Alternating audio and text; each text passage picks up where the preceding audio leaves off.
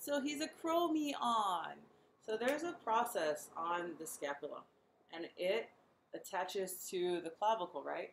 That little process is called, he's a crow. It's not spelled that way. It's a chromion. He's on me, my little crow. And what's my crow's name? My crow's name is Glenn. So there's a little fossa or depression in the bone, and we call him the glenoid fossa. His name is Glenn. And then he has a tiny little beak in the, don't mind my drawing. So his little beak, it actually means beak, crow's beak. His little beak is called coracoid. So it's the coracoid process. And these are just, my bird he's a dysfunctional bird. He doesn't quite look like a normal bird, but he's a bird that I love. So this is the front side. If I look at the back side of the scapula, there's something that looks or resembles the spine of a book, right? So we just call it a spine. If I have something above the spine, I call it supra. If I have something below the spine, I call it infra. What if I have something underneath the entire bone? Well, if it's under the bone, then it's just called sub. And because I'm talking about the bone, I'm calling it subscapular, right? Subscapularis is the name of the muscle.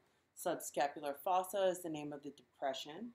If I say supra, what's the name of the depression above? Supraspinous fossa. If there's a supra, there's an infra. So infraspinous fossa. If I want to add a muscle, I just call it supraspine, as in referring to above the spine. And then we're just going to add a little extra so that you know it's a muscle and not anything else. So if there's a supraspinatus, there must be an infraspinatus. These three muscles are actually part of what we call the rotator cuff muscles. Rotator cuff muscles are 4 of them. They are called the sits. So this is actually a little t, even though it looks a little messed up on screen. It's a little t. So S, supra, I, infra, and the S underneath it all is called subscapularis. So we'll review that one more time. Rotator cuff, supraspinatus, infraspinatus, subscapularis. And this little guy, he's a little round guy. He likes to tear it up. So he's called Teres Minor. If there's a minor, there must be a major. So there's another muscle that's called Teres Major. But Teres Minor is part of the rotator cuff group.